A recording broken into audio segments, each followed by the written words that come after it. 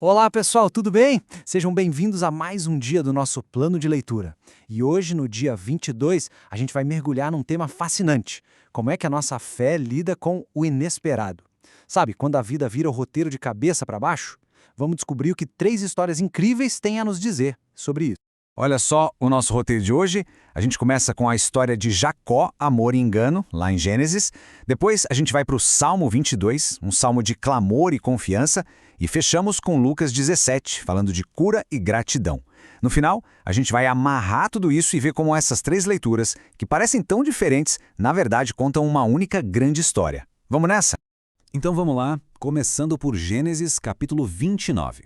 A gente entra na história de Jacó que começa, sabe, como uma grande história de amor. Ele tem um objetivo, um foco muito claro. Mas, como a gente vai ver, o caminho que ele imaginou não era bem o que ia acontecer. Jacó estava completamente apaixonado por Raquel. E ele chega para o tio dele, Labão, e faz uma proposta bem direta, sem rodeios. Olha, eu trabalho 7 anos para você em troca da sua filha mais nova, a Raquel. Parece um plano perfeito, né? Um acordo claro, tudo certinho. O que poderia dar errado? Gente, pensem bem, 7 anos. É muito tempo, um compromisso gigantesco. Mas tem um detalhe na história que é simplesmente incrível. O texto diz que esses 7 anos pareceram poucos dias pelo tanto que ele a amava. Isso diz tudo sobre a dedicação dele, né? Ele estava com o olho fixo no prêmio. Aí chega o grande dia, a festa de casamento. Jacó está lá, achando que finalmente o sonho dele está se realizando. Só que, na manhã seguinte, vem a surpresa. Uma surpresa terrível. Labão tinha enganado ele. Em vez de se casar com Raquel, descrita como bonita e atraente, ele descobre que se casou com Lia, a irmã dela, descrita como tendo olhos meigos. O texto faz essa comparação de propósito, para a gente sentir o tamanho da decepção. É aqui que o tema do inesperado explode na história. O plano de Jacó foi por água abaixo. E tem uma ironia bem forte aqui, né?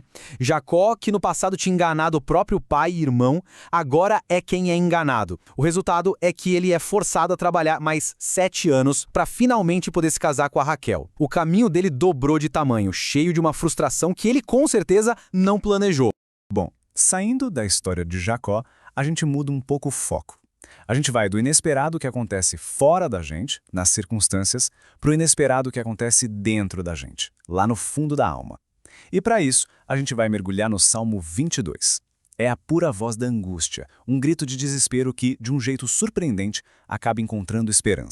E o Salmo já começa com tudo, com uma das frases mais fortes da Bíblia inteira. Meu Deus, por que me abandonaste? Uau! Isso é o auge do sentimento de abandono, sabe? É como estar no fundo do poço, se sentindo totalmente esquecido, completamente sozinho. E a descrição desse sofrimento é muito forte, muito visceral. O salmista usa imagens que a gente quase consegue sentir. Ele fala: todos os meus ossos estão desconjuntados, rodeiam-me os poderosos de Bazã, perfuraram minhas mãos e meus pés. É o retrato de alguém que chegou no limite, tanto na dor física quanto na emocional.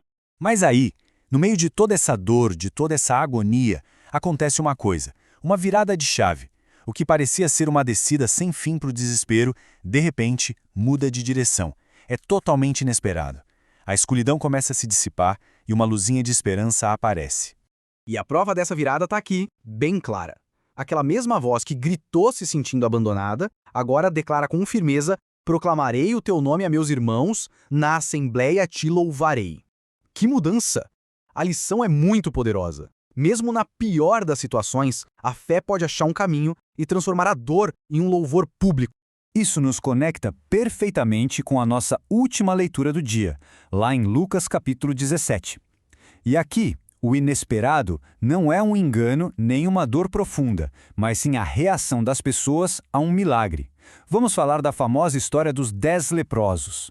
A cena começa assim: um grupo de 10 homens com lepra. Naquela época, eles eram totalmente excluídos da sociedade. E esse grupo, os 10 juntos, se aproximam de Jesus e gritam pedindo por misericórdia. 10 pessoas, todas com o mesmo problema, todas com o mesmo pedido. E o que acontece? Jesus os cura. Todos os 10. Mas, e há um grande mas, a matemática da gratidão é surpreendente. Dá uma olhada. 10 foram curados, mas só um voltou para agradecer. 1 em 10. A proporção é chocante para dizer o mínimo. completamente inesperado. E essa surpresa não é só nossa, não. O próprio Jesus repara nisso e pergunta em voz alta. E a pergunta dele resume o nosso tema de hoje. Ué, não foram purificados todos os 10? Cadê os outros 9? A gente esperaria que todos voltassem felizes, agradecendo, mas a realidade foi bem diferente. E para colocar mais uma camada de surpresa nessa história, o texto faz questão de contar um detalhe. O único que voltou para agradecer era um samaritano, ou seja, para quem vivia ali, ele era um estrangeiro, alguém de fora. A fé e a gratidão vieram justamente da pessoa de quem menos se esperava. Mais uma vez, o inesperado. Ok, então agora vamos juntar tudo isso. O que a história de Jacó, o lamento do salmista e a gratidão do samaritano têm em comum? Vamos conectar os pontos, porque cada uma dessas figuras enfrentou o inesperado de um jeito que nos ensina muito sobre a fé. Então, o que a gente tira de lição desse dia 22? Primeiro, com Jacó, a gente aprende que a vida pode nos pregar peças, pode nos desviar dos nossos planos. Já nos Salmos, a lição é que, mesmo no fundo do poço, a confiança em Deus pode renascer. E por fim, em Lucas, a gente vê que a fé de verdade se mostra na gratidão, e que essa gratidão muitas vezes aparece de onde a gente menos espera. E com isso a gente chega na nossa reflexão final de hoje. Essas leituras nos fazem pensar qual é a nossa relação com o inesperado. Será que ele é só um problema, ou será que é exatamente nessas horas que a nossa fé é colocada à prova e tem a chance de crescer de verdade? Então, a pergunta que fica é a seguinte: no meio do inesperado da nossa vida, no meio dos planos que dão errado, da dor que aparece sem avisar, ou até das alegrias que nos surpreendem, onde a gente consegue encontrar motivos para agradecer? E aí, essa análise ajudou a conectar as ideias de hoje?